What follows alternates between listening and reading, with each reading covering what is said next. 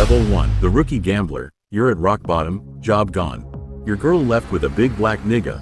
After she saw the eviction notice stamped on your door. You have 3 days. You blew your rent, your friend's rent. After motivating them to lock in, now they roam at your door, smash your windows. But you just hide at home and only move at night to find a job. Anything so you can try gambling one last time. Who knows, you might just get lucky. You searched everywhere. No job openings, no food, no water. You fell down flat on the park grass. Comfort crept in. But when you looked to your right, you got traumatized. Some old man was about to get diddymatized. He screamed, nobody heard him. That could be you in 3 days. Fear paralyzed you, you watched. Disgusted that you can't do anything. But coincidentally, you saw a baseball cub. Some kid probably forgot it. You grabbed it. You moved towards him slowly. And suddenly he saw you.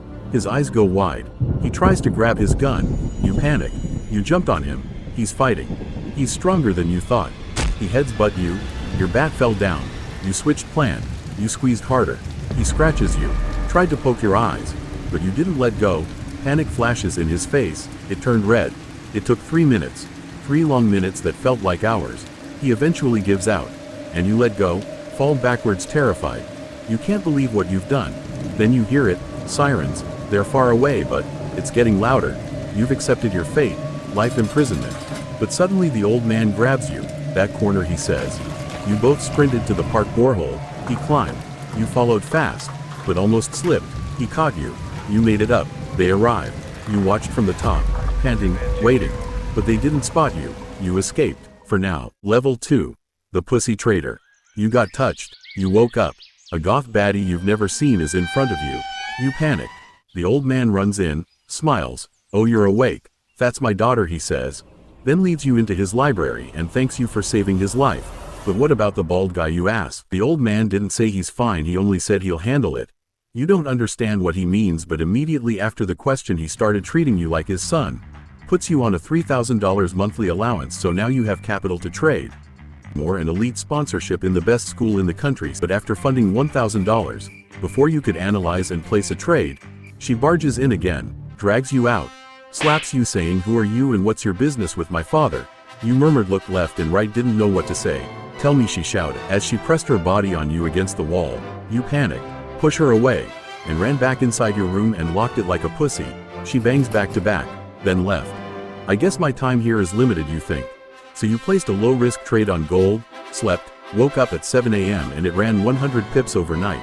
But you only made $100. Annoyed, you called yourself a pussy. Wished you had risked more and doubled the $1,000 to $2,000. So you can leave here as fast as possible when you make $20,000 eventually. Because staying here would make your life a living hell here. The old man might assassinate you because you know his secret, or that girl might poison you. And it dawns on you, it's your first day in school. How would you trade in school since phones aren't allowed in class?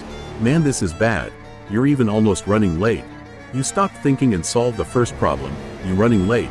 So you bath, got ready, place your MacBook in your bag, and fled outside the mansion, only to see that psycho in the car waiting. And before you could settle down, she altered one sentence. Act like you don't know me, freak. My friends shouldn't see me with a loser. That shook you to the core. Level 3. The efficient trader. You're in school. It's big, wide, with many fine shit and students pulling up with Bugattis and Koenigsegg worth millions of dollars. And with cameras everywhere, you can't use your laptop anywhere to trade. So you search for blind spots. But there are cams in the field, the library, literally everywhere indoor. So you dump your laptop in a black plastic bag, acted like you want to throw trash, and sneaked outdoor deep into the bush. Even after seeing clear restrictions zone sign because NFP news was about to drop 6 minutes from now, you went deeper. Started losing signal on your phone, so you stopped, sat, analyzed, and saw a sweet heads and shoulders pattern about to break out on gold, and said in your mind, this is it. I'll risk 20% on this trade. And suddenly you hear a snap. You immediately stood up, followed the sound, and you got shocked. You didn't expect this. It Mia, that old man psycho with a black dude. Wait a minute, isn't this the Chad that took my ex while I got evicted? What the hell is even going on? And then you heard Mia say, Chad, I don't think I can do it here. I'm still a virgin. Then Chad said, Mia, if you don't put it on for daddy, I'ma have to force it in. Your ears tingle. No way you're letting that happen. And then suddenly Chad grabs her as she shouts, Chad, stop it. But he kept going. Then you swung in, pushed Chad, he fell. but got back up immediately and swinged.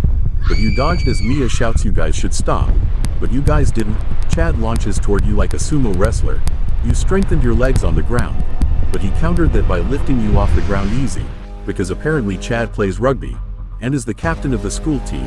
Every girl wants him, and his friends call him the Terminator. But as you tried to escape, he carries you while running towards the water to try and drown you. You started losing oxygen and shake frantically. Is this the end, you thought, as Mia shouts in the background? Then you saw it, a log floating closer to you every second. You grabbed it, slammed it. The Terminator lost it. That's your signal. You got on his back, put him on a chokehold. But he's stronger, grip almost loosening. But you gave it all you got, and finally the great Chad passed out as you lay him back on shore. But Mia wasn't having it. She pushed you, shouted, "What did you do?" "I just saved your ass," you shouted. As she replied, "Did I ask you to?" Shattering your heart in pieces, you walked off ashamed. As she kept yapping in the background, shouting, "Come and pick him up," which you ignored blatantly, causing Mia to lose it, grabbed your bag, smashed it on the floor and threw it inside the water, as you rushed to save it. But it was too late. Your MacBook was soaked with other important things, but you couldn't do shit. She's a girl, and you rely on her. Dad, might not be today, but someday you'll pay her back for this. You left, and realized you just risked your head and your MacBook for nothing. How do you get a new one now, you think?